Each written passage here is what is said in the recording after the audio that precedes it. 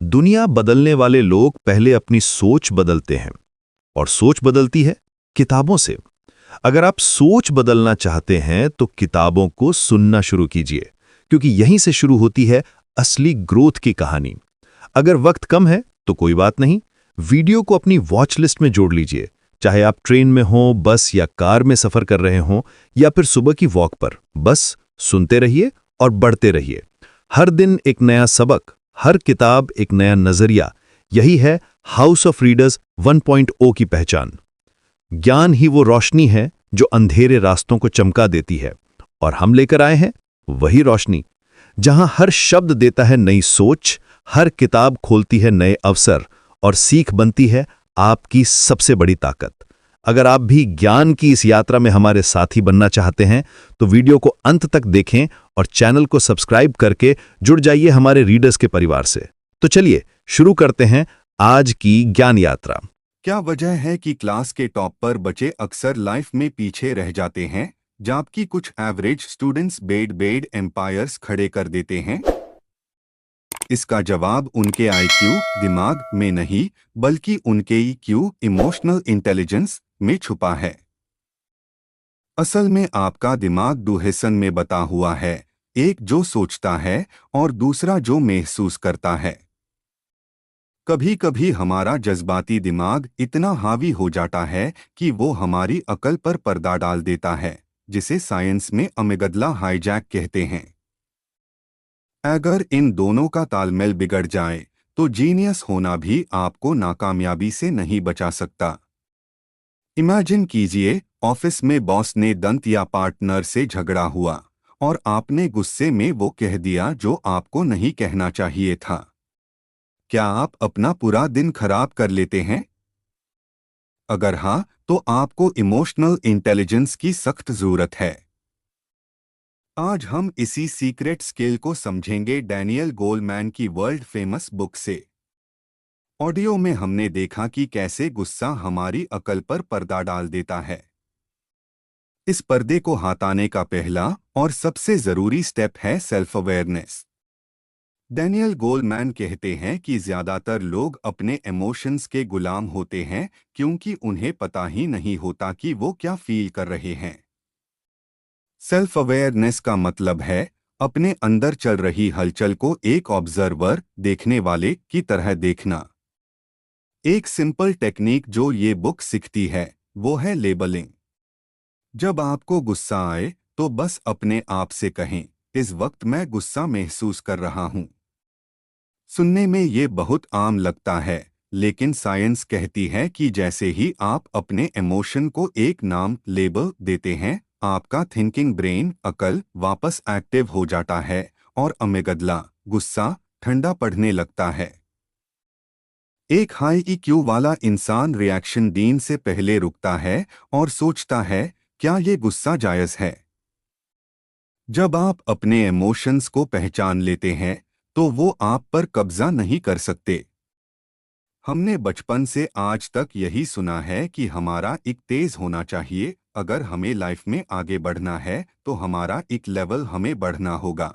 ऐसा कई बातें आपने सुनी होगी, पर दोस्तों ऐसा नहीं है कि एक तेज होगा तो ही हम आगे बढ़ पाएंगे या सक्सेस हासिल कर पाएंगे। लाइफ में सफल होने के लिए एक के अलावा भी एक और चीज है, और वो है एक, यानी कि इमोशनल इंटेलिजेंट। आप सोचते होंगे कि ये इमोशनल इंटेलिजेंट क्या है। हमने एक के बारे में तो सुना था, पर ये एक कहाँ से आया? तो दोस्तों, आज की इस आर्टिकल में हम यही बात को जानेंगे कि क्यों हमारी लाइफ में एक से भी ज्यादा इम्पोर्टेंट एक, यानी कि इमोशनल इंटेलिजेंट का है। इमोशनल इंटेलिजेंस यानी कि अपनी क्षमताओं और अन्य लोगों की फीलिंग और इमोशन को पहचानना, और ये इमोशन को समझ के अपनी थॉट प्रोसेस में सही बदलाव करके सही निर्णय लेना, और अपनी इमोशन का अच्छी तरह से जानकर अपनी लाइफ के सिचुएशन को हैंडल करना और हमारे जो भी गोल है उसे पूरा करना। हमारे लाइफ की सफलता में आईक्यू का योगदान सिर्फ और सिर्फ 20% ही है। बाकी के 80% योगदान एक, यानी कि इमोशनल इंटेलिजेंस का है।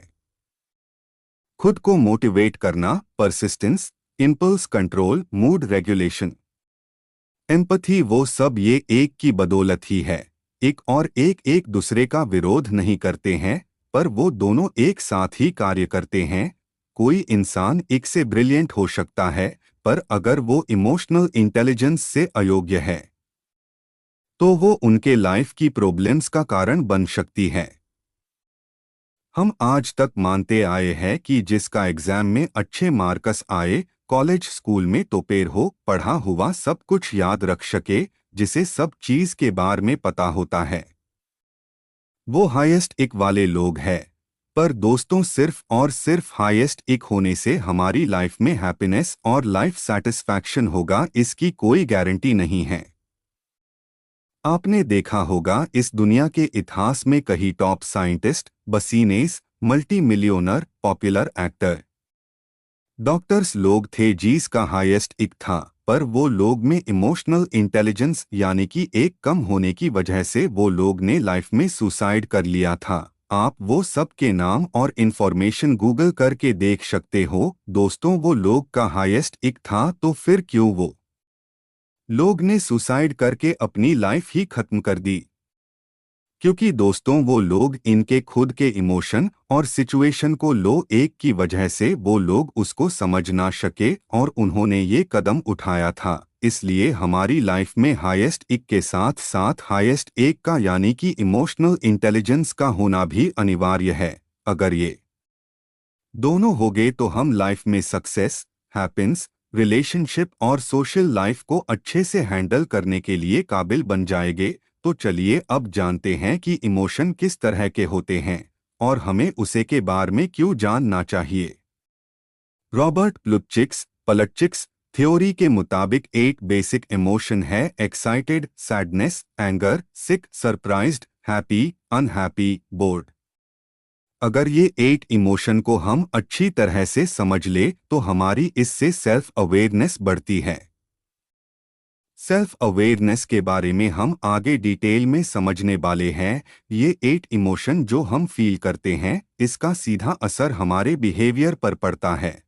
अगर हम अच्छा फील करते हैं तो हमारा बिहेवियर भी अच्छा होता है, और बिहेवियर अच्छा होते हैं तो आपकी लाइफ में लोगों के साथ आपके रिलेशनशिप भी अच्छे होंगे, जो आपकी पर्सनल और प्रोफेशनल लाइफ में आपको ग्रो करने में हेल्पफुल बनेगी। अगर हमने हमारी इमोशन को समझकर वो सिचुएशन में कैसे रिएक्ट करना है, वो स्किल को हमने समझ लिया, तो आपकी लाइफ सरल हो जाएगी।